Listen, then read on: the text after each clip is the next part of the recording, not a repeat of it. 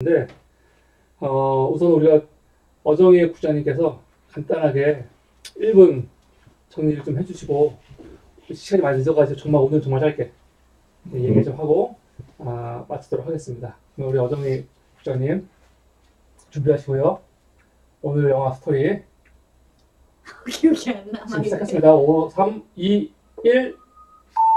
네, 이 영화는 캄보디아의 그 킬링필드 사건을 다룬 영화입니다. 안젤리나 졸리가 자신의 아이 캄보디아 아이를 입양했는데 그 아버지 세대가 겪은 일을 좀 알고 싶어서 만들었다고 그러더라고요. 근데 일단은 여기 나오는 주인공 여자아이가 5살 때 일어났던 일이고요. 그 여자의 이름은 롱옹이라는 그 지금은 캄보디아의 여성인권 운동가로 활동을 하고 있다고 합니다. 그래서 그 여자의 자전적 소설을 바탕으로 재구성을 한 건데요. 그 아이가 5살 때 자기 가족이 겪은 일을 했고요. 그 당시에 폴포트 정부가 세워지고 크메르 루즈가 이제 4년 동안 학살을 하기 시작했는데 캄보디아 전 인구의 4분의 1이 죽었던 사건이고요. 그 아이의 눈으로 감사합니다. 영화를 야, 봤습니다. 네. 진짜 대단한 것 같아요.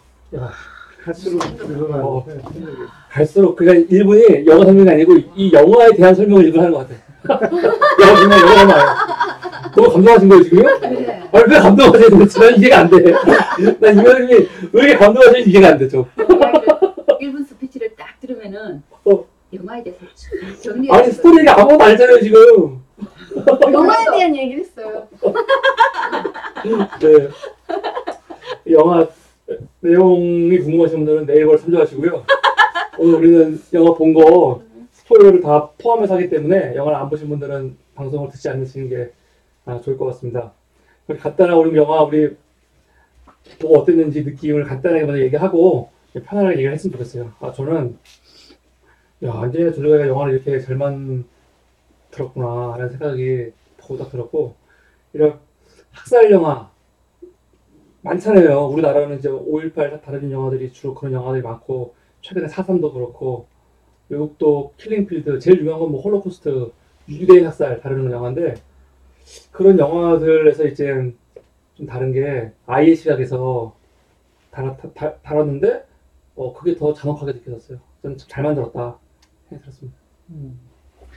저는 이게 그 전쟁 영화인데 실제로는 그 안젤리나 졸리가 이제 미국인이니까 미국인의 시각으로 본 그 반전 영화가 반공 영화로 많이 느껴졌고, 그 캄보디아 그때 그 시대상을 바라보는 시선 자체가 그 서구 사회에서 바라봤던 그 나라의 정치적 이데올리를 이렇게 바라본 느낌이 좀 강하게 좀 들었고, 이게 촬영 자체를 되게 클로즈업으로 해서 그런지 현장감하고 리얼리티가 상당히 살아있었어요. 그래서 거의 뭐 제가 본 영화 중에는 상당히 이렇게 몰입돼서 그 안에 들어가서 있었던 느낌은 처음이었던 것 같아요. 이게 영화가 엄청 빠져나올 수 없을 정도로 몰입하셨어요? 몰입감이 상당하더라고요. 와. 어떻게 영화를 되게 화려하게 만든 것도 아닌데 전혀 어색하지 않으면서 글래봉야를 제가 본 것 중에 최고의 영화였던 것 같아요. 최고 이런 영화류 주류 중에서 킬링필드 봤었는데 그때는 잔혹하다 느낌만 있었는데 이거는 그쵸. 그리고 아이가 연기력이 상당히 뛰어나다면서 아이가 너무 뛰어났어. 절제된 연기. 아니 진짜로 느끼는 것 같았어. 진짜 그렇게. 걔가 전체는 난 다큐 아니 그러니까 느낄 정도로 그 여자애가 진짜 실제로 그 상황에 계속 처한 그러니까. 것 같은 느낌으로. 자, 개인 소에 먼저 타고 넘어갑시다. 네. 대화하지 말고. 훌륭한 영화였어요. 뜻밖의.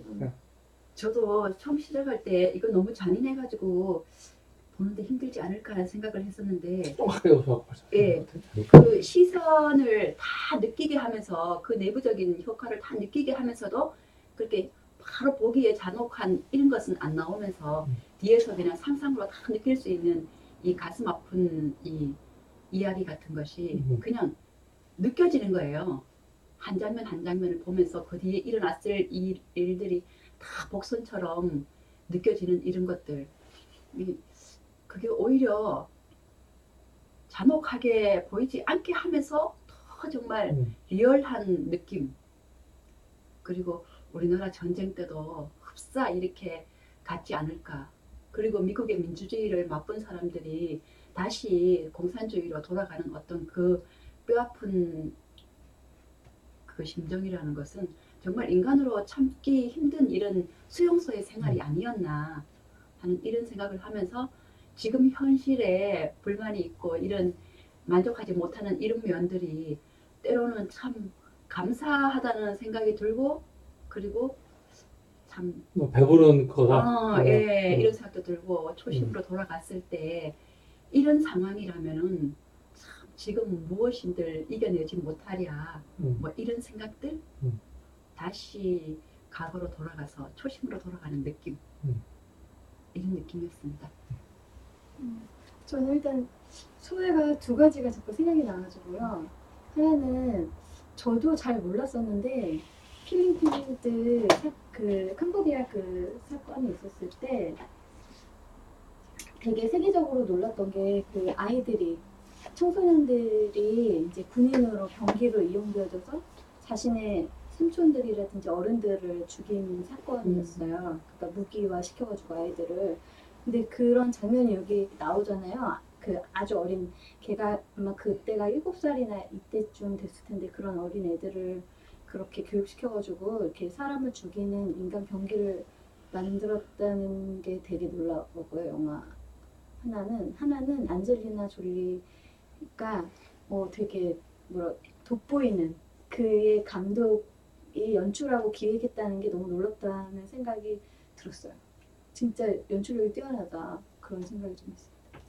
네, 그러면 자연스럽게 좀 인상 깊은 장면이나 뭐 그런 것도 하고 얘기했으면 좋겠는데 나는 이게 아까 처음에 말씀드렸지만 이 아이의 시각에서 어떻게 과연 그릴 건가 진짜로 했는데 넌 되게 성공적으로 한 것 같아요. 아이의 시각에서 우선 촬영부터가 아이의 시선에서 되게 맞춰가지고 촬영하는 것도 그랬고 그리고 나는 사실 여기서 안젤리나 졸리가 이제 미국 사람이니까 외부인의 시각으로 이제 본 거 아니에요.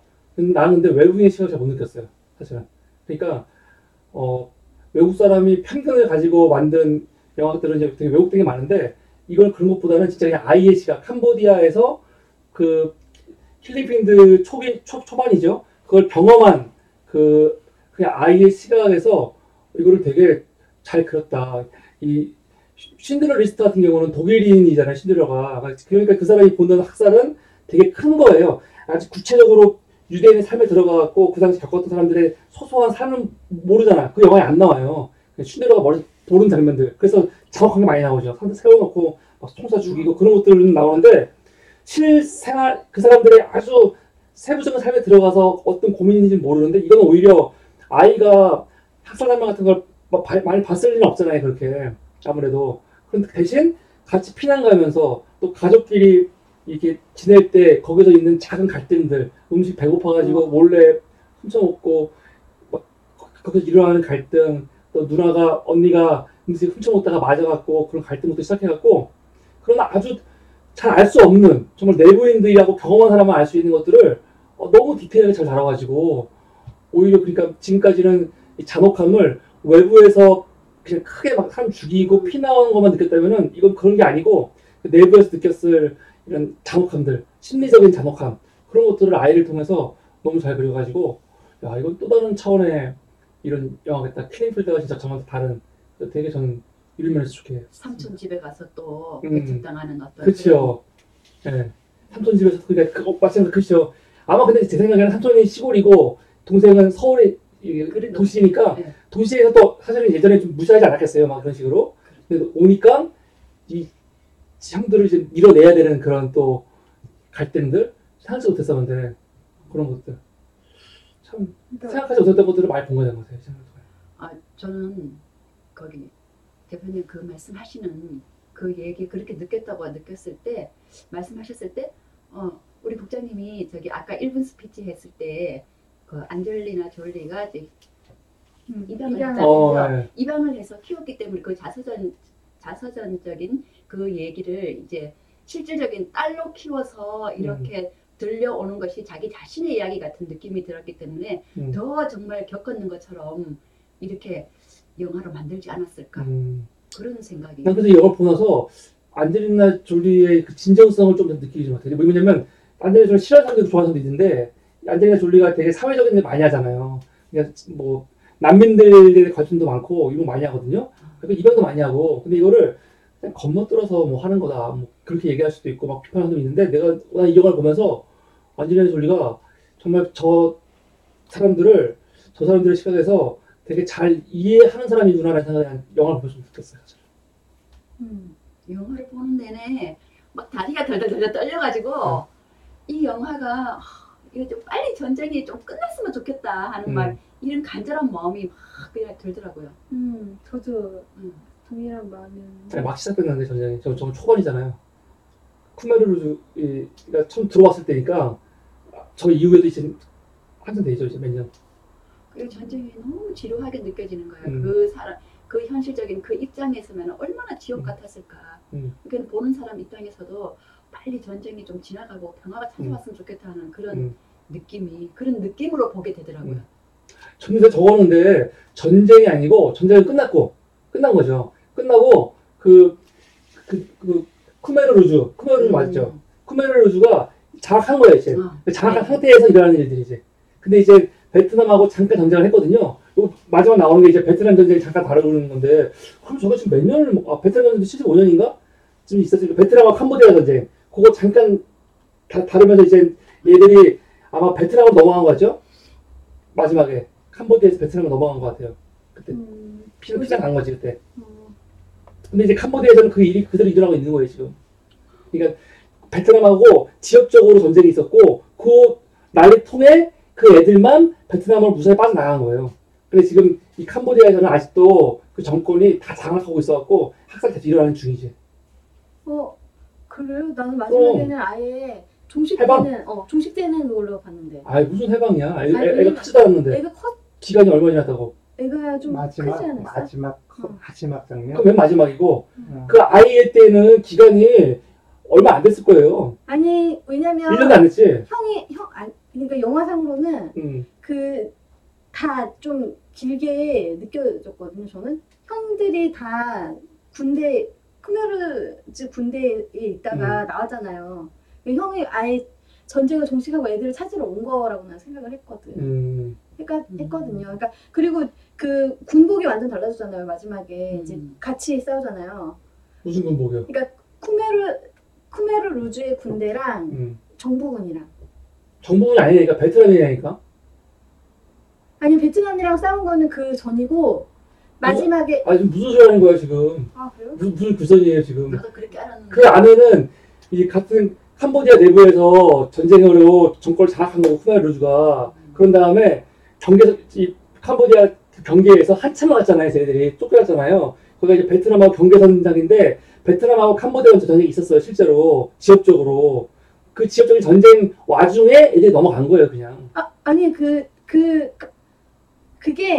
마지막에 이제 옷 입고 나오잖아. 걔네가 이제 다 막 이렇게 원조 막 해주고 하잖아요. 그거는 걔네 군복 입었어요. 그 베트남 맨 처음에 군복. 걔네 그 맨 처음에 캄보디아 애들이 입고 있었던 걔네 엄마 아빠가 입고 있었던 군복 입었거든요. 그럼 그 정부군이잖아. 그러니까 정부군? 쿠메르루즈 말고 캄보디아군.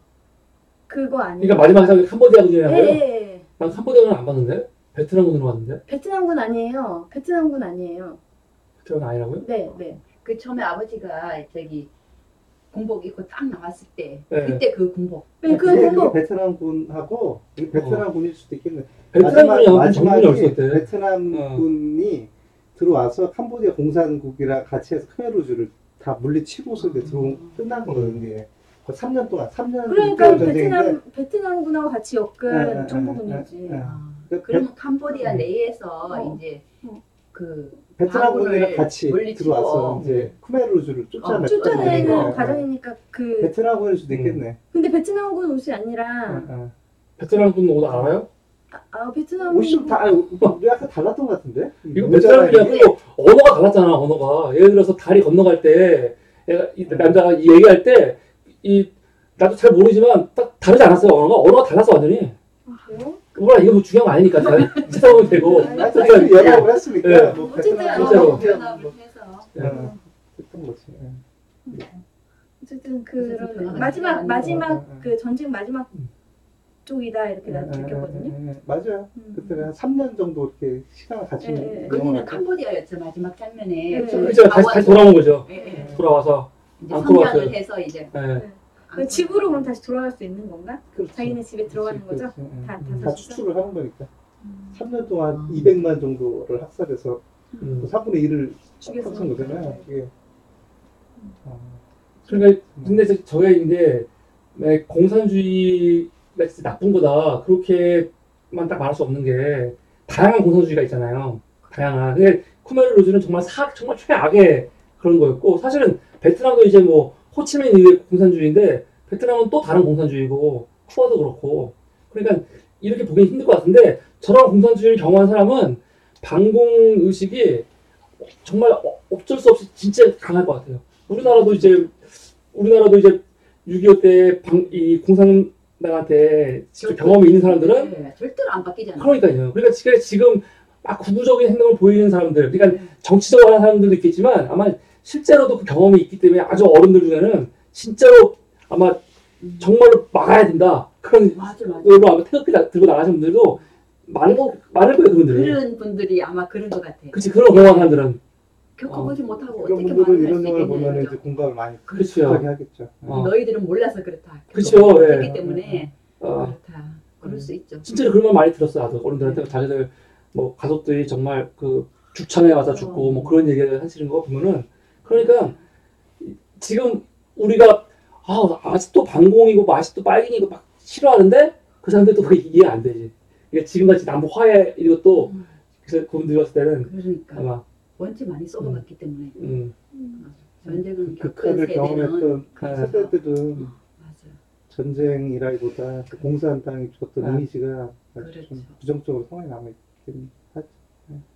근데 공산 정권을 다른 영화 중에 잔혹하면 오늘 게 최고인 것 같아요. 이렇게 진짜 그러니까. 전 국토를 완전히 감옥화 시켜가지고 그러니까 맞아요. 이 쿠마르루즈가 300만, 500만 막 죽였던 킬링필드를 나는 어떻게 생각했냐면은 나도 이건 알고 있었어요. 공무원, 경찰, 또뭐 군인 출신들, 교사들 그래서 어떻게 하면 안 공된 사람도 다 죽이고 너 공부한 사람이지 손에 근육 없는 사람들 너 펜 사람 이렇게 죽였다고 내가 들었어. 근데 이게 무식하게 죽은 게 아니고 이 사람들 보니까 굉장히 조직적으로 그리고 이 쟤를 반발하지 못하게 해서 정확하게 잡아 죽인 거더라고요. 도시에서 다 쫓아낸 다음에 거기서 완전히 진짜 노동부터 시작해갖고 사람 죽일 때도 그냥 제 아버지 죽일 때도 다리에서 공사에서 와라 해갖고 딱 죽이는데 죽일 때 딱 보니까 그 구덩이에 사람이 엄청 많이 묻어 있잖아요. 그러니까 한 명 한 명씩 들어가서 다 죽인 거야. 반발하지 못하게.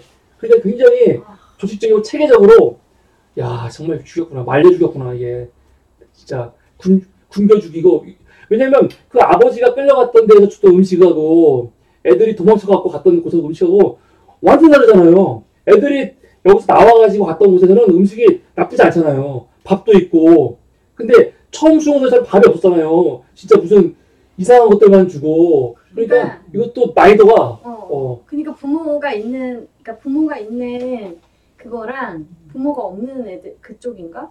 난 좀 그러니까 몰아서 이제 마지막에 없던 사람들은 이제 완전히 좀 그쪽 대도시에서 살던 사람들이라고 그치. 생각을 하고 맞아. 아예 최악의 장소로 장소로 몰아넣어서 데리고 간 것 같다는 생각이 좀 들더라고요. 그러니까. 그래서 그렇게 좀 되게 잔혹하게 정말 먹을 것도 없이 했고 그 나머지 지역에서 어차피 죽일 애들인 거지 쟤들은. 맞아. 도시의 사람들만 네, 몰아가지고 그러니까 노동하다가 죽이는 거예요. 고아라고 하니까 어. 이렇게 밥도 그러니까. 달라지고 또 아예 그 군대 교육시키는 데서는 완전 다르잖아요.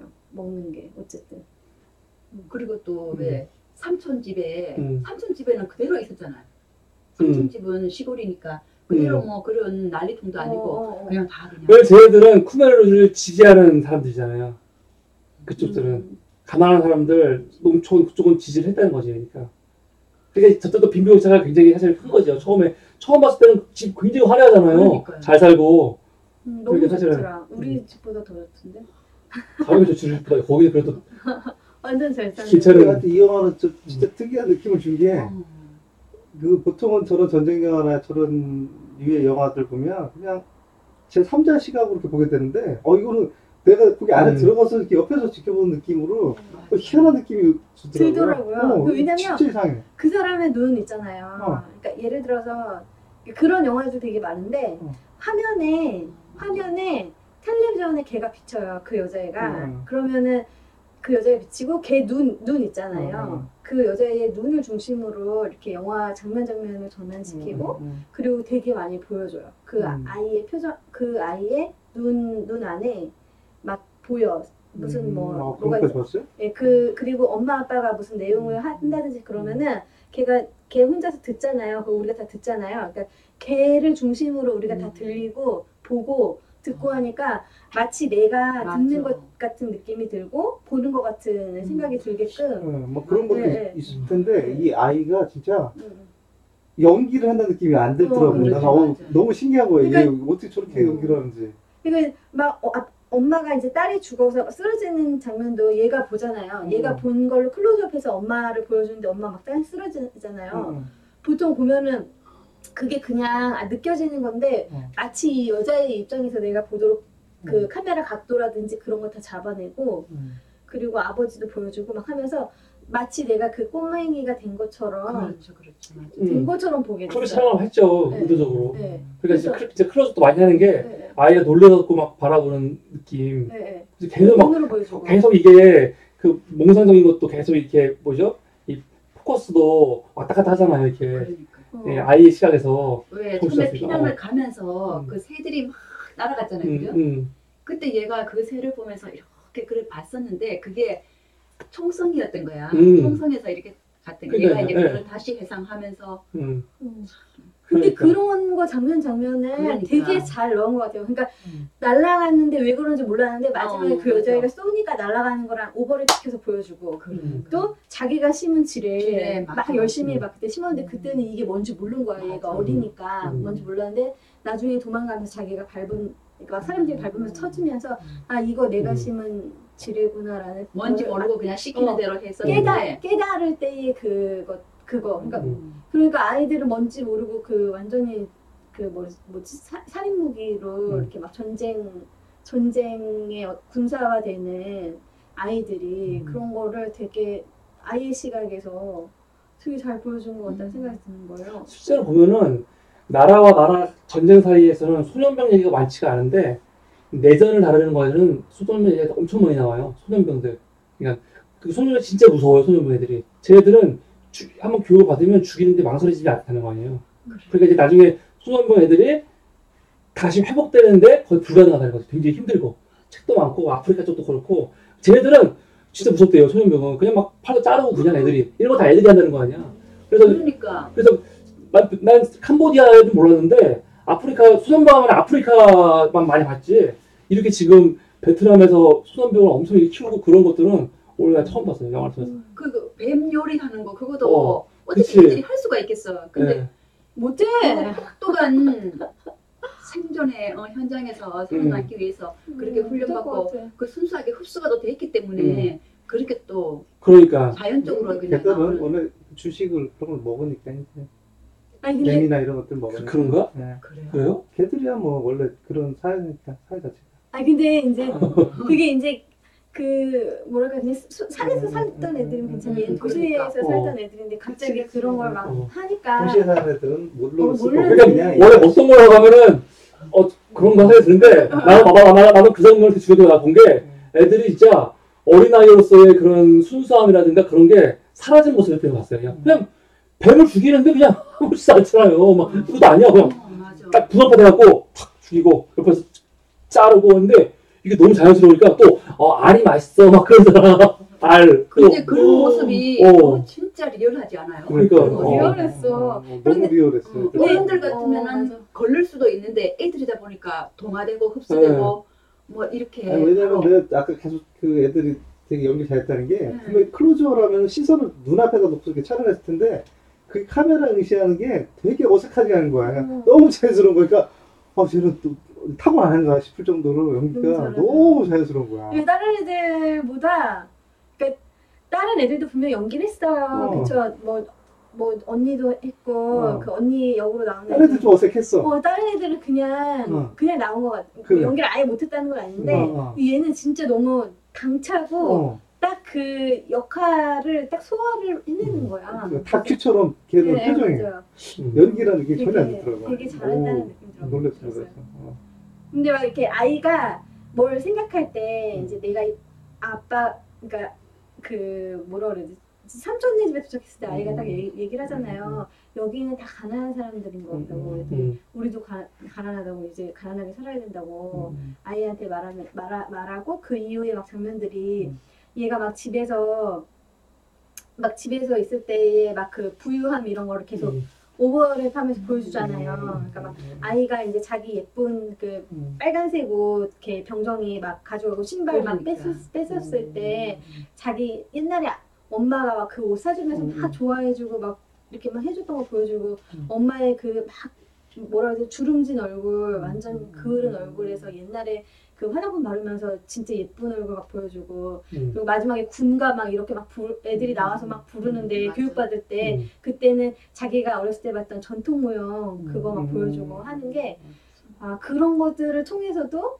이렇게 그 아이의 어떤 감정이 그러니까. 이렇게 바뀌었을 거다. 그리고 캄보디아의 상황이 이렇게 바뀌었다는 거를 막 되게 너무 잘 보여주는 거예요. 그런 걸 통해서도.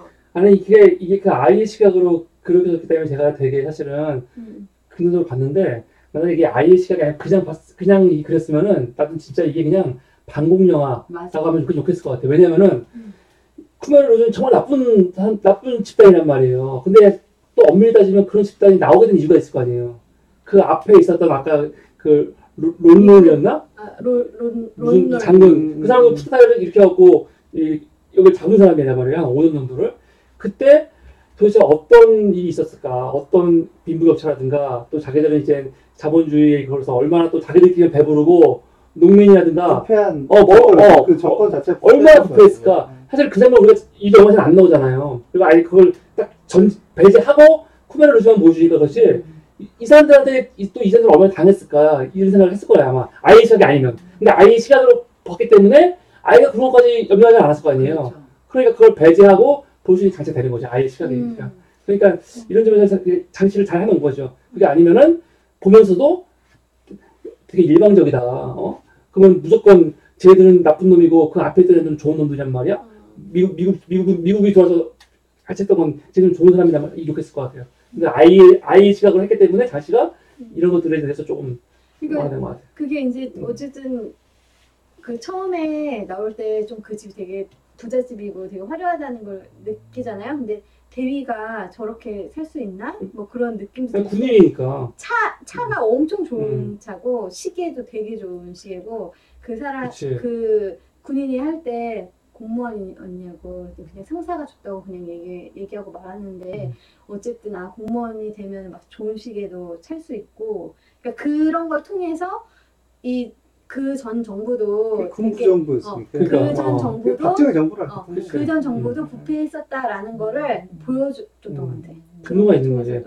그래서 웃긴 게 중간중간에 이 쿠메르루즈 병사들에서 웃음을 보여주잖아요. 그러니까 아이하고 그냥 맞추는데 한 명이 그냥 살짝 웃고 그런 것들. 그러니까 쿠메르루즈가 엄청 나쁜 놈들인데 그 와중에서도 그들 안에서도 그 인간성의 모습을 조금씩 보여주긴 해요.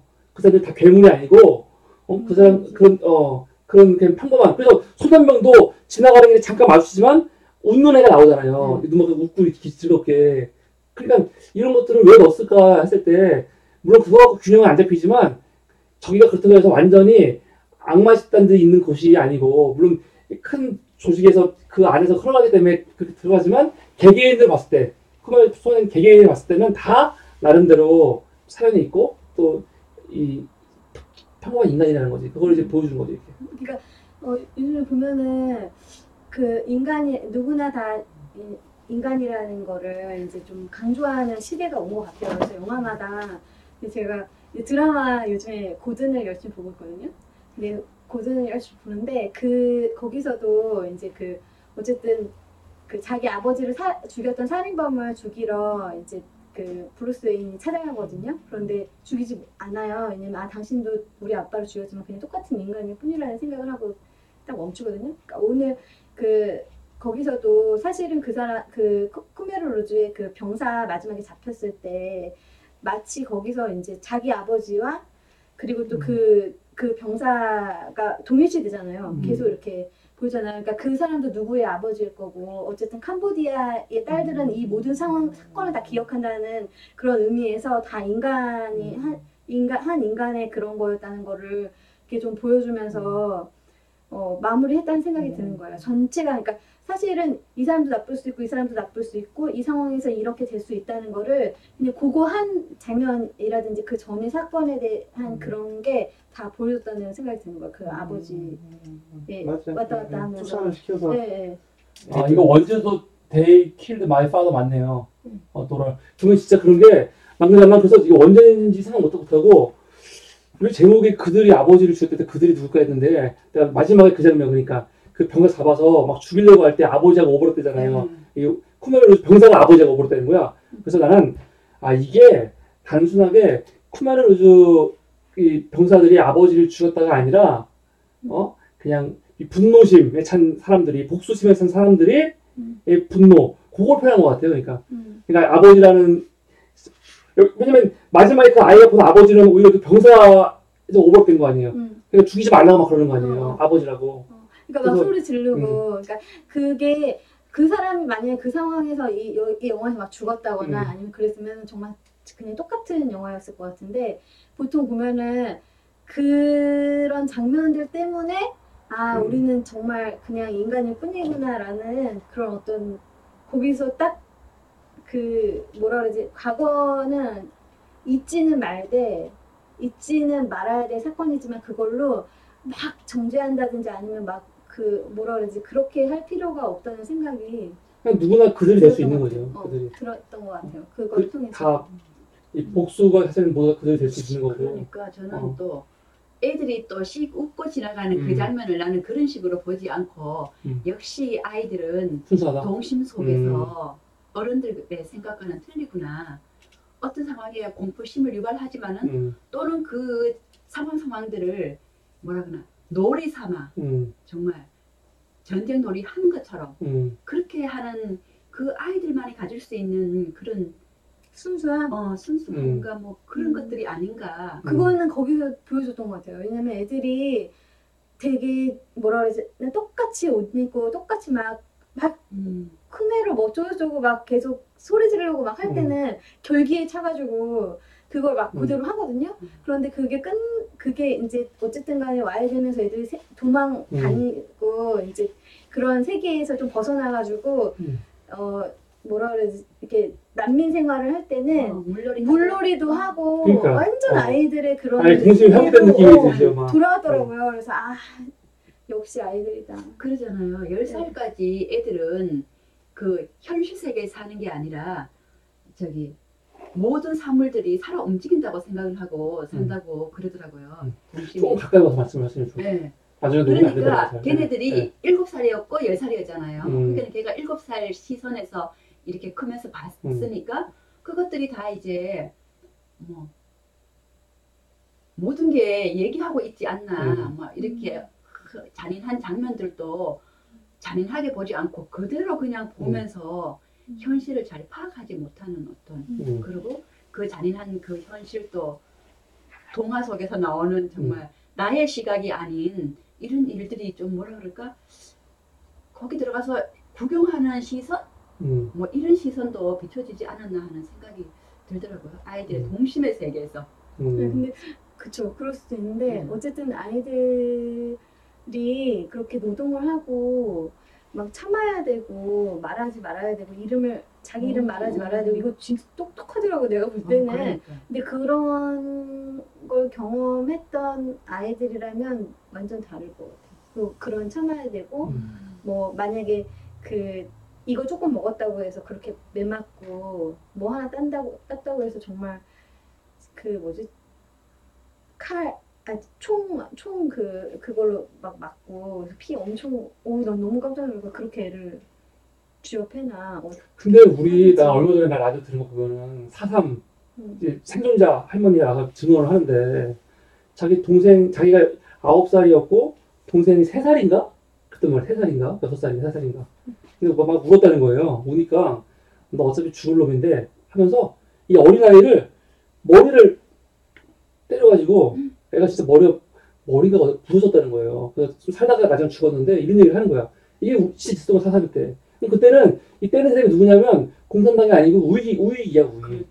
그러니까 이건 지금 좌익 그건 중요한 것 같지 않아요. 우리가 또 나 이거 보면서 그 되게 잔혹한데 공산주의 잔혹함보다는 오히려 이게 전체주의. 그러니까 예를 들어서 히틀러도 전체주의 아니에요? 근데 히틀러는 우익이거든 좌익이 아니고. 그러니까 전체주의에 정말 무섭다. 그냥 개인들 다 없애고 옷도 다 똑같은 거 입히잖아요. 다 똑같은 거 입히고 똑같은 행동. 그 간수 여자들 보면 머리 스타일도 똑같잖아. 똑같고 개인이 없는 거야. 개성이 없고 사회가 완전히 이렇게 국민화 돼가지고 모든 시스템이 병영화 돼가지고 개성 다 똑같이 해버리고 마치 우리나라 옛날에 막 다 스포츠 머리 하는 것처럼 이거 얼마 되지도 않았잖아요. 저도 제 중학교 때 다 스포츠 머리 하고 그랬으니까. 그리고 지금 생각하면 참 웃긴 거예요. 왜 스포츠 머리를 다시 했을까? 중학생 애들을 도대체 왜 다 똑같이? 공부에 집중하라고 공부에 집중하라고. 그렇지. 밖에서 문제가 없는데 그죠? 네, 그렇게 교복도 지금 나 교복 되게 좋아요. 좋았고 이쁘고 그런데 이것도 나쁘게 보면은 다 그냥 개성을 다 그냥 없애버리고 다 똑같이 그냥 해버리는 이런 게 다 그냥 전체주의의 군국주의의 산물인가 그런 생각이 들더라고요. 근데 오늘 보면서 나는 이게 되게 무서운 거구나 진짜. 애들을 다 똑같이 해가지고 인간을 다 똑같이 해가지고 병원화 해가지고 제일 효율적으로 나올 수 있게 딱 일시키고 막 그런 게 야 진짜 무섭다 이런 건 오늘 보니까 느껴지더라고. 철저하게. 이 영화가 아까 내가 반공 영화라고 느껴진 게 공산주의의 아주 극한을 보여주면 그러니까 어떻게 보면 공산주의의 원래 사상이 아니라 공산주의를 잘못 이해한 사람들이 공산주의 체제를 운영을 하면 저런 모습이 나오는 건데 야 진짜 저렇게 하면 진짜 사람들 저런 환경에서 진짜 어떻게 살까 싶은 생각이 강하게 들더라고. 쓸 것 같아요. 그러니까 사회주의, 공산주의, 사회주의는 좋은 점도 많잖아요. 좋은 걸 같이 나누면은 나눴으면 네. 근데 이게 공산주의의 독재가 결합되면서 이게 정말 그쵸? 인간사 잘못- 같지 않는 그쵸? 동물 같은 공산주의를 잘못 해석하는 네. 거죠. 이게 공산주의와 사회주의와 사실은 다른 게 아닌데 그걸 이제 어디를 중점을 볼 거냐 경제적인 걸 관점으로 봤을 때는 경제적인 거하고 이제 이념적인 거 그런 걸 어디를 중심으로 볼 거냐에 대해서 다른 것 같은데 나도 잘 모르겠는데 인권이 하여간 뭐 없으니까. 그런 것들이죠. 사실은 더 인권이 있어야죠 거기가. 그러니까 사회주의는 인권이 더 있어야 되는데 휴머니즘에 근거한 게 사실 사회주의고. 그거 가기 전에가 사회주의인데. 문제인 것 같아요. 그러니까 사회를 한번 뒤집어 엎으려고 하잖아요. 사회주의가 들어갈 때는 모든 재산을 몰수하는 과정이 있고 그리고 그 안에서 이제 그 잘 살았던 그 부자 계층에 대한 징계 그게 필요악인데 그걸 꼭 하잖아요. 그 상황에서 이제 되게 원래 난폭해지고. 악덕 지주 재산을 몰수하는 게 그치, 기본이거든요. 기본이니까. 정당하게 번 걸 뺏는 게 아니라 그렇지. 악덕 지주를 근데- 통해서 우리가 이제 피해를 맞아. 받기 때문에 네 거를 몰수해서 우리가 공평히 나눠 가진다는 게 기본적인 그게 그 혁명의 기본적인 근데 이게- 뺏기만 하면 괜찮아. 음. 그런데 그 사람을 잔인하게 죽이는 게 문제인 것 같아 나는. 그거 자체를 징벌을 하는 네, 거죠. 징벌하는 것 자체가 이제 또 다른 악을 부르는 거기 때문에 사람들이 거기에 늪에서 못 빠져나오는 것 같고 그 단계가 지나서 이제 안정적인 단계로 가면 또 모르겠는데 어쨌든 그 단계에 있을 때는 사회가 되게 포악하고 그런 상태에 근데 이념은 그냥 사실 형식인 것 뿐이고 이게 이념 때문에 그런 거 같지는 않아요. 그냥 권력의 문제지. 권력의 문제지. 왜 좌익이 정권을 잡거나 우익이 잡거나 권력 때문에 사람 죽이고 하는 것도 마찬가지이기 때문에 사실은 이념이 뭐 그렇게 중요해. 이념은 좀 안 중요한 것 같아요. 근데 자본주의가 최대화가 되면은 이게 빈부의 격차가 너무 나잖아요. 그러면은 잘 사는 사람은 느끼지 못하지만은 정말 밑에 층들은 정말 이 사회에 좀 엎었으면 좋겠다는 진짜 분노가 일어나죠. 그런 예. 분노감에서 차라리 사회주의가 낫다. 차라리 이럴 바에는 갈아엎는 어. 거지. 그런데 이제 평등했으면 좋겠다 하는 이런 생각을 하잖아요. 그렇죠. 예. 그러니까 이게 절충이 잘 되면 좋은데 그걸 하고 경험한 거죠. 이제 전 세계가 그 그쵸, 이게 어떻게 됐는지. 50년서부터 70년대까지 거치면서 경험을 한 거죠. 공산주의에 대한 환상을 한번 갖고서 그러니까 시작했었는데 그게 참 나쁘다고 생각을 했었는데 그걸 다시 돌아볼 수 있는 네, 어떤 왜냐면 그걸 잘 적용한 그 북유럽 쪽이나 유럽 쪽은 어떻게 보면은 걔들은 그 이런 자본주의보다는 이런 사회복지적으로 네, 하면서 사회주의 네. 쪽이거든요. 그쪽은 사회주의가 그거 남아있죠, 거기는. 거기는 복지가 잘 돼 있잖아요. 그러니까 그러니까 잘 적용해서 시스템화 시키면 그렇게 긍정적인 그러니까 모델이 나올 수 그렇게 있는데 해야 되는데 그걸 악용하거나 그걸 자기 권력화하거나 잘못 적용하면 안 되지. 북한이나 뭐 이런 캄보디아나 베트남 이런 식으로 근데 지금 뭐 우리는 그렇죠. 진짜 별것도 아닌 예를 들어서 뭐 문재인 케어다 하는 거 그거 갖고 난리잖아요, 의사들이. 난 너무 기가 막혀요. 의사들이 왜 난리인지 모르겠어. 갑자기 이거 가지고 이 의료와 관련해 가지고 엄청나게 큰 근데 그 사람들이 뭐 준 것도 아니에요. 자기들이 손해본 것도 크게 없어 사실은. 근데 이걸 가지고 이렇게 자기 밥그릇 챙기기라고 의사들이 그 일이 알렸으면 그래서 국민들이 공감을 안 하요 여기에 대해서 동조를 안 한다고요 하나도. 그러니까 너무 기가 막힌 거지. 그런데 이대 옥토병원이가 애들 신생아 4명인가 애들 죽었는데 그 죽음을 책임이 있는 담당자들 징계하니까 징계하는 거에 대해서 뭐 또 막 시위하고 그러니까 야 저런 집단은 도대체 그러니까 무슨 집단인가 진짜. 너무 우월주의 야. 너무 다른 세계 같은 느낌? 그거는 그쪽은 나 정확히 몰라서 뭐라고 비평하는데 그렇게는 그렇게 뭐 비성적으로 그렇게 하는 건 아닌 것 같고 엄청 비서적이에요. 보세요. 내가 보면 뭐, 이건 도저히 어쨌든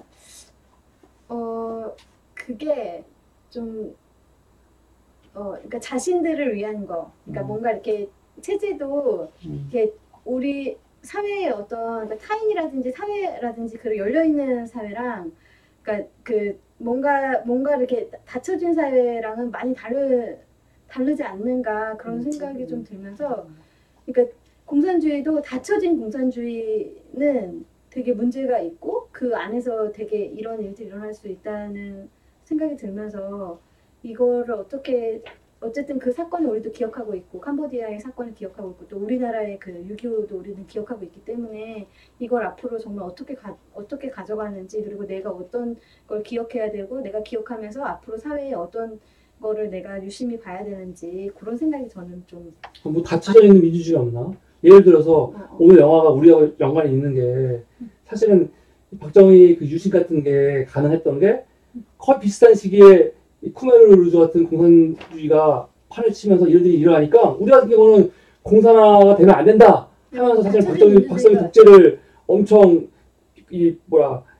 가능하게 하는 명분으로 생각 많이 했단 말이야. 그렇게. 그러니까 이게 다 상상으로 하는 거죠 오히려. 네. 그러니까 박정희 이거 민주주의인데 우리는 뭐 되게 열려 있는 사회인가? 닫혀진 사회지. 독재가 들어온 민주주의. 그러니까 권력의 문제라는 거예요. 이념이 아니고 다 인간의 권력 욕에서 누가 그 하는 거지. 이념을 활용해서 하느냐가 문제인 거지. 하느냐가 아까 말한 대로 유럽과 이 아시아 쪽에서의 공산주의는 완전히 다르잖아. 다르지. 질이 다르잖아, 질이. 그러니까 어떤 정권이 어떻게 정치를 어떤 하느냐에 사람이 따라가지고 그렇죠. 그 분위기가 이렇게 완전히 반전이 되는 선을 게 갖고서 있으니까. 그 이념을 행하느냐, 악을 갖고 그러니까 행하느냐에 따라 다르죠. 그러게요. 그러니까 선이해. 그러니까 예를 들어서 사상이라는 게 그냥 들어와서 자리 잡을 시간이 필요하잖아요. 그 제가 볼 때는 유럽은 어쨌든 사회주의가 시작이 되면서 사람들이 그거에 대한 선 이해가 많았던 것 같아요.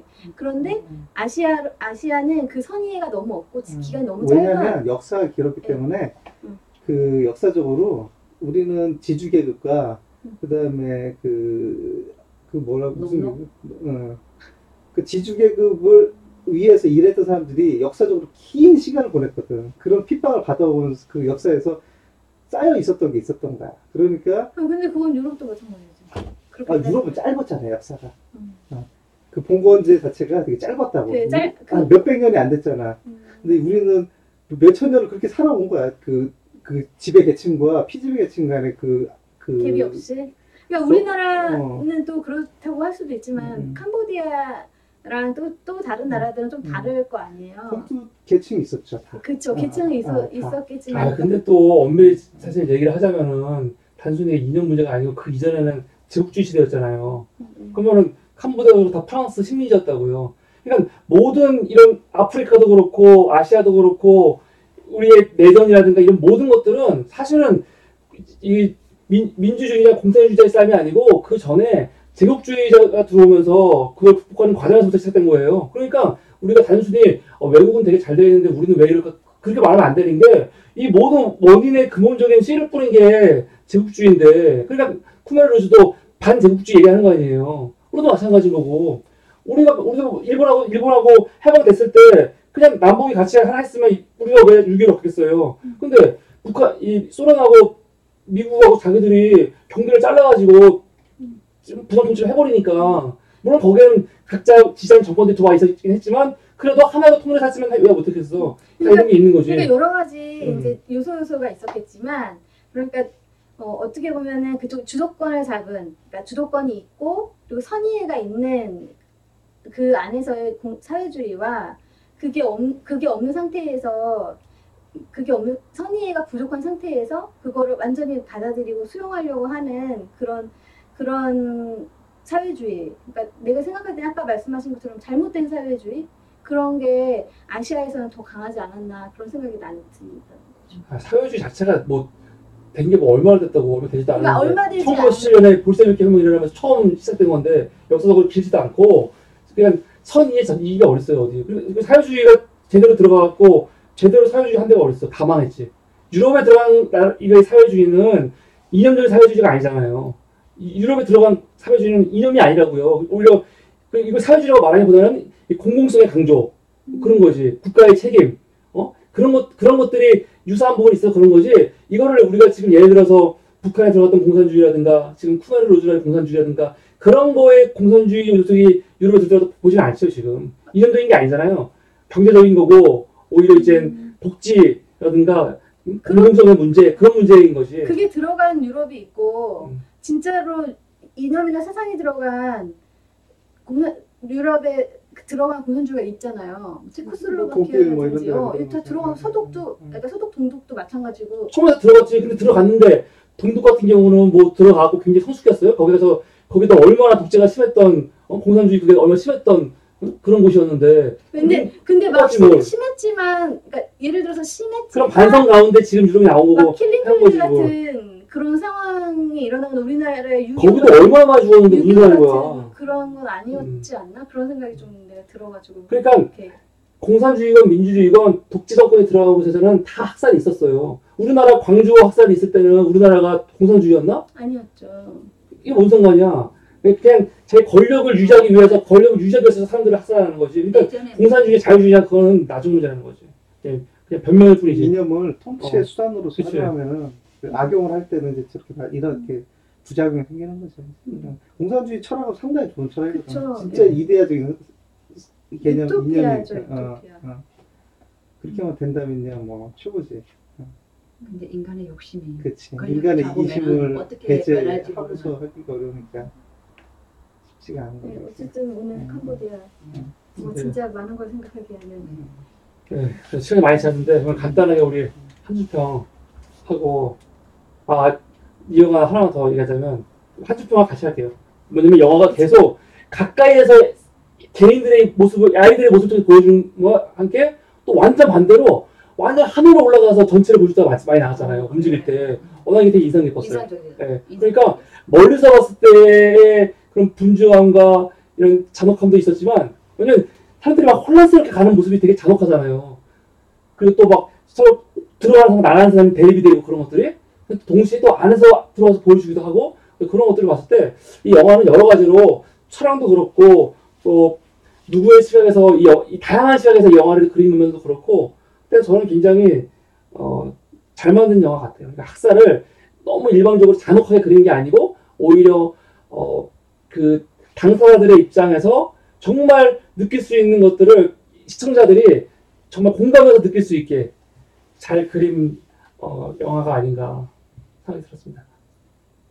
저는 이 영화에서 가장 인상적이었던 게 그 꼬마의 로운 역할을 했던 아이인데 이 아이가 어떻게 보면 이 영화를 진짜 실감나게 느끼게끔 한 뭐 어떻게 보면 안젤리나 졸리의 입장에서는 신의 한 수이지 않았을까 하는 정도로 이 아이가 그 영화를 살렸다고 좀 봐지는 영화야.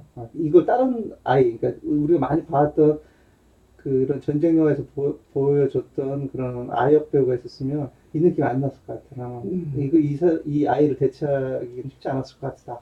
이 감동에 있어서는. 그래서 상당히 비중 있는 역할을 했다. 그래서 저는 이 아이를 칭찬하고 싶어요. 네. 저는 적응이라는 부분에서 이 아이의 시선에서 보는 적응. 처음에는 자기가 이제 수용 생활 하는 것처럼 들어갔을 때는 굉장히 불안한 시선에서 이렇게 처리가 되는데 거기서 사상 교육을 받으면서 인간이 저렇게 적응되어 가는구나. 그러면서 이제 오버랩으로 이렇게 다시 또 들어가는 사람과 얘들이 나왔을 때 그 모습이 클로즈업 됐을 때 그때 어느 정도 적응이 많이 돼가지고 저 시선이 그다지 두렵지 않구나 하는 어떤 그런 생각들이 좀 들면서 인간은 참 잔혹함에도 적응을 잘하는구나. 하지만은 인간이 욕심을 좀 내려놓는다면 조금씩 양보를 할 수 있다면은 이상적인 사회를 만들 수 있지 않을까. 이래서 인간의 욕심이 끝이 없게 가지 말고 어느 수준에서 멈출 줄 아는 이런 교육을 좀 했으면 어떨까 어릴 때 이런 생각이 들었습니다. 저는 일단은 제 인생에 어떤 외부로부터 오는 이런 자극이 없었기 때문에 그런 느낌을 뭐라고 표현해 간접 경험이잖아요. 그러니까 되게 간접 경험이었지만 너무 끔찍하다는 생각이 좀 많이 들었고요. 완전 5살짜리 어린 아이였잖아요. 아무것도 자기 스스로 하지 못한 옷도 자기가 잘 못 입는 가까이서 그런 안 들어. 꼬마 아이가 갑자기 그렇게 변하고 그걸 하는 것 자체가 사회가 너무 끔찍하게 아이를 만드는구나 라는 생각이 좀 많이 들면서 가슴이 좀 아팠어요. 나도 기억하고 저걸 잊지 말아야 되겠다. 내 아이들이나 누구도 저런 걸 다시 경험하게 하고 싶지는 않다. 그런 생각이 들었어요. 이런 일은 있어서 안 된다. 네, 오늘 우리가 안젤리나 조리 감독의 그들이 아버지를 죽였다 그런데 짧지 않은 2시간 거의 20분 정도 되는 긴 영화입니다. 근데 지루하지 않고 굉장히 긴장감 있게 볼 수 있는 영화인데 많은 분들이 보셨으면 좋겠고요. 오늘 늦은 시간까지 함께 해주셔서 감사합니다. 돌아오는 수요일 날은